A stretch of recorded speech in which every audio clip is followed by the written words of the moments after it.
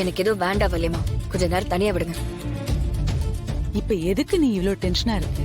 Tension ஆகுற அளவுக்கு அப்படின்னு நடந்து போச்சு. அப்ப உங்களுக்கு நடந்த எதுவுமே தெரியாது இல்லையா?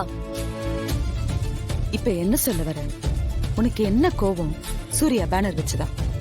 என்ன உன் பிரச்சனை? இல்ல நான் தெரியாம தான் கேக்குறேன்.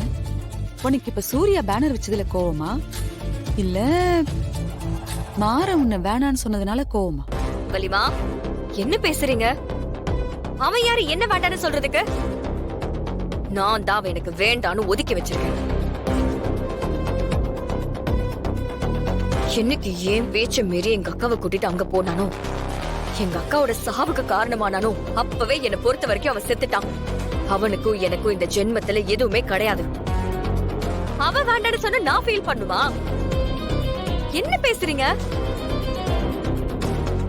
இந்த ஜென்மத்துலன்னு இல்ல, நான் எத்தனை ஜென்மம் எடுத்தாலும் அவன் கூட நான் சேரதா இல்ல. அவன் இப்படி எல்லாம் பண்ணா எப்படியாவது இந்த வீட்டுக்குள்ள வந்துடலாம், என் மனசை கலைச்சிடலாம்னு நினைச்சுக்கிட்டு இருக்கான். அது நடக்காது வள்ளிமா. வீரா, நம்ம எல்லாரும் என்ன நினைக்கிறோம் தெரியுமா?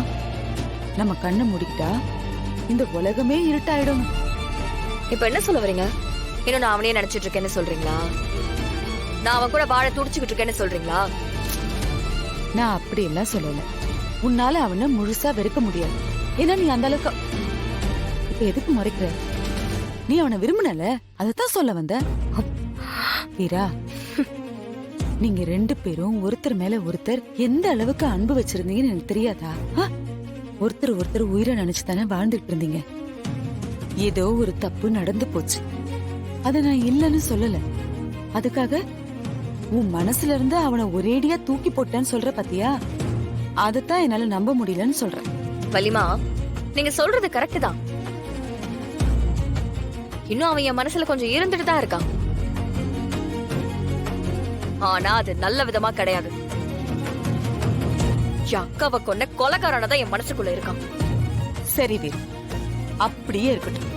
நீ சொல்றது எல்லாமே சரிதான். ஆனா சட்டத்துக்கும் சமூகத்துக்கும் நடுவுல இன்னும் நீங்க ரெண்டு பேரும் புருஷன் பொண்டாட்டி தானே? அத உன்னால மறுக்க முடியாதுல்ல.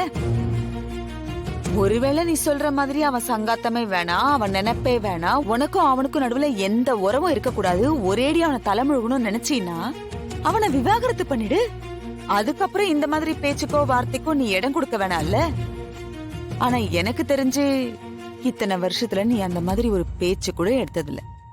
அப்படின்னா அவன் உன் மனசுல இருக்கான்னு தானே அர்த்தம். அப்படி எதுவும் இல்லைன்னு சொல்ல போறியா?